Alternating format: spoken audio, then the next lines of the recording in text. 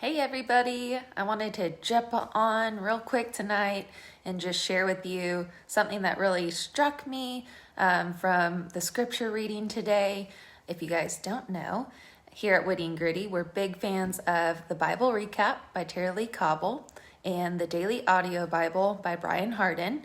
So those are two options for you guys to check out. The beginning of the year is a great time if you've ever had a goal of reading scripture more or trying to get through the Bible in a year. The beginning of the year is a really great time to start.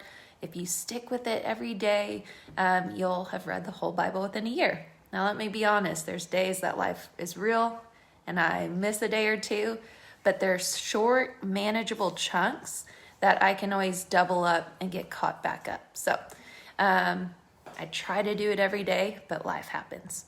So in today's reading, specifically from the book of Proverbs, which if you don't know, is a book all about wisdom. Who doesn't want to be more wise?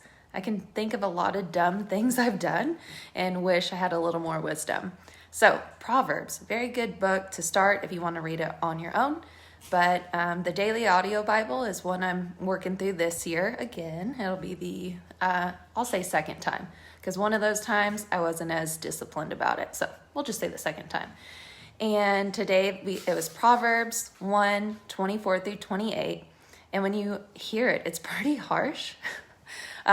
Wisdom, it talks about this entity, this being of wisdom, kind of mocking and not being available sometimes when you feel like you need it. And the host, Brian Hardin, does a much better job of explaining this, but I still think it's worth sharing with you tonight. He talks about how sometimes people look for wisdom after they make a choice.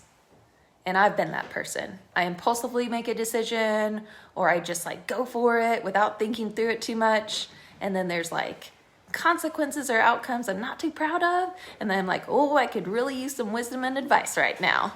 So again, the last video I shared, I asked you to check in with yourself about the word deception. And so today I'm asking that you check in with yourself about wisdom. Are you seeking wisdom before you make a choice, a big decision, small decision, or are you asking for wisdom because you found yourself in a pickle? I'm just as guilty. In one particular instance, sometimes with my kids, I just react before I kind of stop and take the situation in. And then I got mom guilt as I'm laying down at bed at night, dang, why did I do that? So one thing I've been working on is just stopping. I don't magically get all this wisdom or great responses on the fly. I have to stop in that moment, literally say, God help me, give me some wisdom. And then I find that I'm responding in a way that makes me feel less guilty later. We're starting a new series this week. Let's see, today is Tuesday, so tomorrow the first episode drops on our book called Get Out of Your Head by Jenny Allen. And she talks all about stopping and taking your thoughts captive. And again, it's not an easy thing to do, but she gives you practical, actionable steps that just fit nicely into, tough moments and male or female, but she's a woman, so I feel like she speaks to my heart. She's a mama, so she's got it. She's been there. I feel like she's been reading a diary, if I've kept a diary. So make sure you check out that book study. What I like about this book study is it's going to put scripture into application. So being in scripture every day, super important. It's where you get all your wisdom from, right? I need it, give it to me. But the backside of that with our book study, Get Out of Your Head by Jenny Allen, is that you're putting the scripture into practice. So throughout taking thoughts captive, working on negative self-talk, maybe if you find yourself spiraling just in your thoughts, anyone else at night? Your chips are very loud. See, I paused and I just noticed she was opening a bag of chips loudly.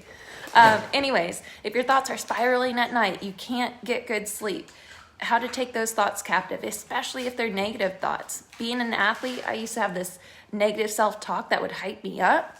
But since sports have ended long ago, it's still there. And sometimes it does more harm than good.